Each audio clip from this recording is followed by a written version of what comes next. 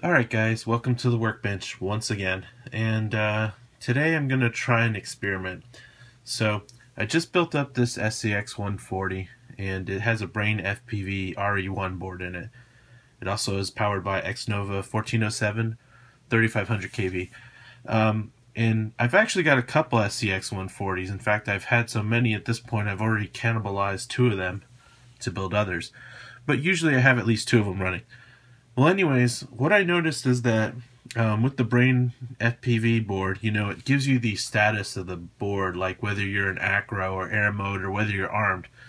And every once in a while I was having these issues where I thought they were ESC desyncs, and I haven't been black box logging anything, so it was just kind of a guess. I just figured high kV motors, along with some of the speed controls and the firmwares out there, that I figured maybe it was just desyncing. So every once in a while I just have the quad kind of like fall out of the sky, and I assumed it was desync. But after flying this one and having the Brain with the OSD in there, it appeared to me that it was actually hitting failsafe, because when it would hit failsafe, all the switch positions would go to their failsafe position, which would be to disarm, and basically the quad would kind of like fall out of the sky.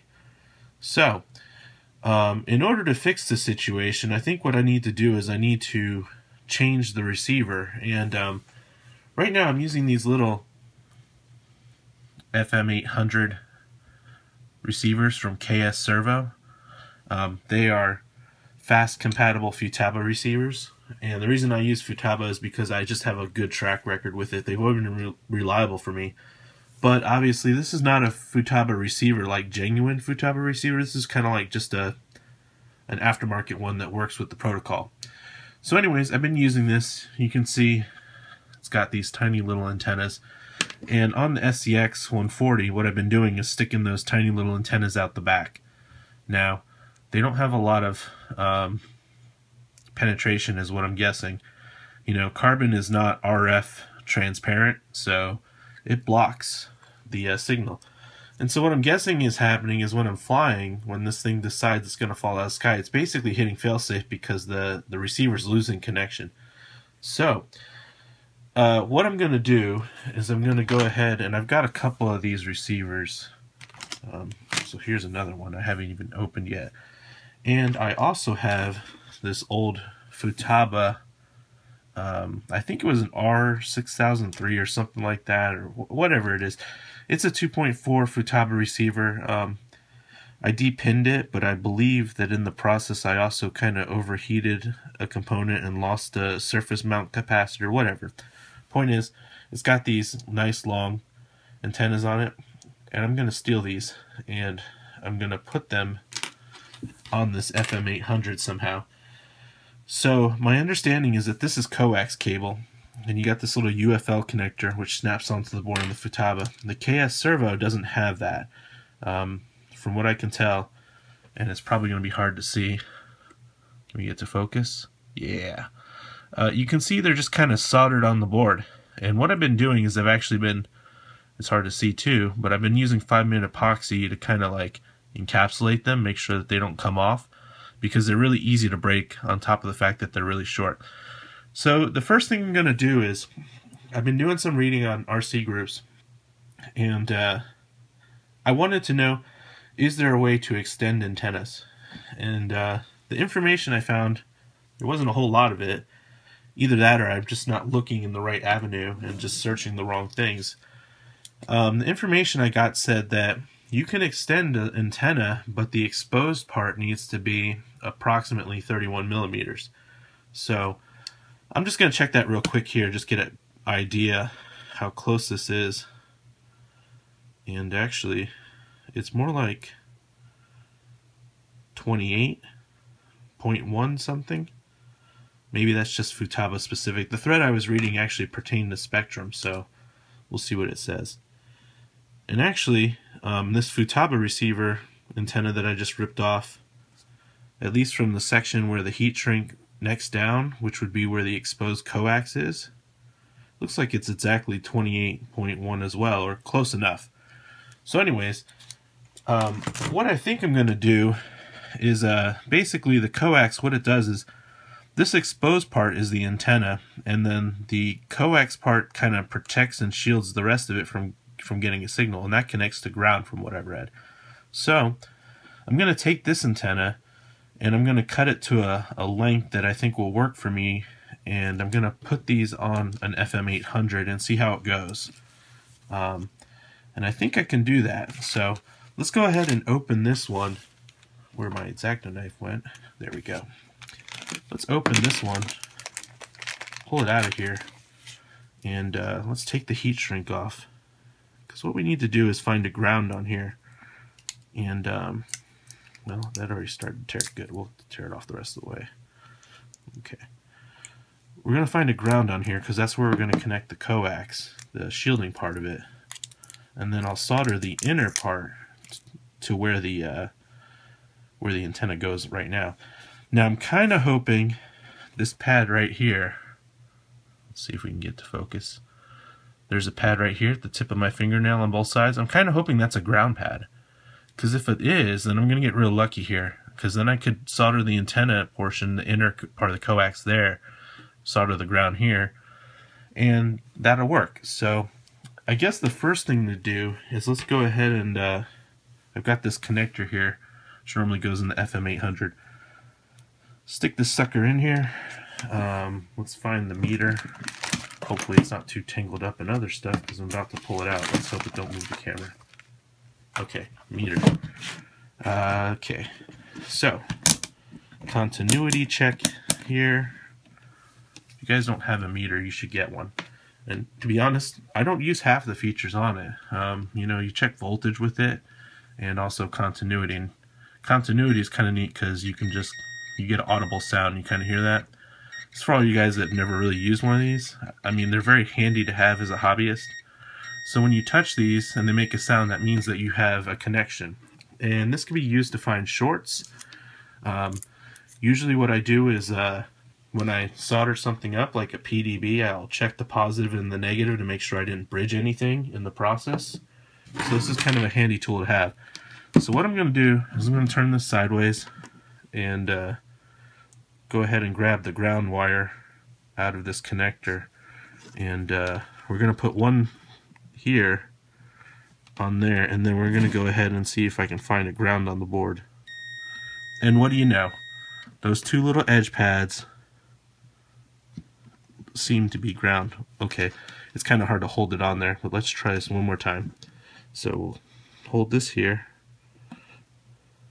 and touch there. Well, it's ground on one side. It's actually ground on the other side. Okay. So that's kind of handy, actually. Now I found that those two pads on the edges that I was pointing to earlier actually are ground. And I'm guessing whoever designed this board probably thought ahead to do that for a reason. Maybe so that, not so you could extend the antennas, but maybe they thought they were going to extend them in the product line. So what I'm going to do now is I'm going to go ahead and power up my soldering station real quick, and we're going to take these ones off of here. We're going to go ahead and do that. In the meantime, let me go ahead and connect these. Let's see how much wire I think I need. Just taking this SEX right now. I'm getting an approximate length of wire so I can cut these. This is going to be tricky, I'm pretty sure, because number one, this is really small cable, so chances are the coax part of it is going to be really tiny. So let's cut it about here. Let's try this. I'm going to cut it about there. So now get rid of these UFL connectors because we're not going to use them. And let me reset my soldering station here because the temp's a little bit high because I was soldering some higher gauge. We'll set it to 630. Okay. Turn the calipers off, put those away, or at least to the side. Get the helping hands out. Let's get this going real quick. Okay. So Dang, I really have a tangled mess of stuff here I need to clean up. That's what happens when you're constantly working on projects. You just kind of keep going when you should be cleaning. So let's take that antenna off. Okay, that was actually pretty easy. All right, so antenna's off. Go ahead and take these coax cables. We'll see how this goes. And I'm going to try to strip them carefully. I'm doing this off camera because I really need to see what I'm doing closely.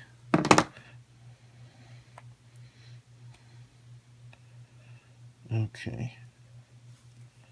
Well, this is not easy by any means.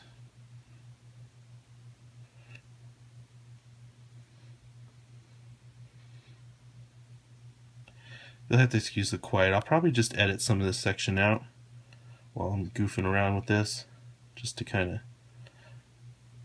make it easy to watch, because this is going to take me a while to do. I mean, so here's the wire.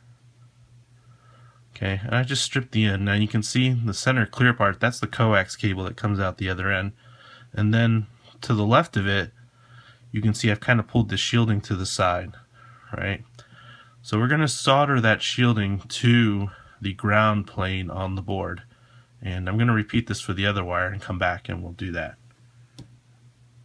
Alright, so here goes nothing. I've got the wire stripped and it's going to be hard to see. I've got the center wire stripped just a tiny little bit. You can kind of see that shine. And I've got the shielding pulled to the side. I'm going to tin this real quick using my helping hands. And then I'm going to try to solder it to the board and see if this all works. We will see. Let's hope that we don't screw. You know, this would be easier to do with the microscope probably. Well, maybe not easier, but at least you could verify that what you're doing is not screwed up, that it's correct. So let's see. Let's find a piece of solder. Let's go ahead and just tin this really carefully. Okay. Alright. Okay. So, tinned. It looks pretty good. Okay.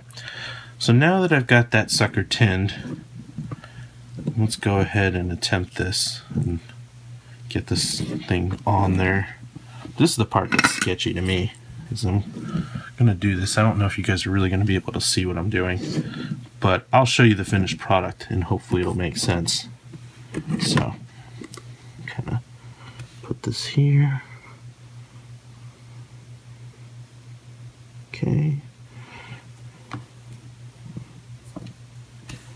Got the signal wire on. Looks correct-ish. Okay. Alright, well that's one down. So that should work. We should see. You know what? I have a macro lens here for this iPhone. So what I'll do is, when I get these both soldered on, I'll go ahead and take a picture of what they look like with the macro lens, and hopefully it'll make sense what I did. Okay? So I'm going to go ahead and finish the second one, and then I'll insert a picture in the video, and then we'll talk about the finished product. Alright guys, so here it is, finished product. At least I believe it's the finished product.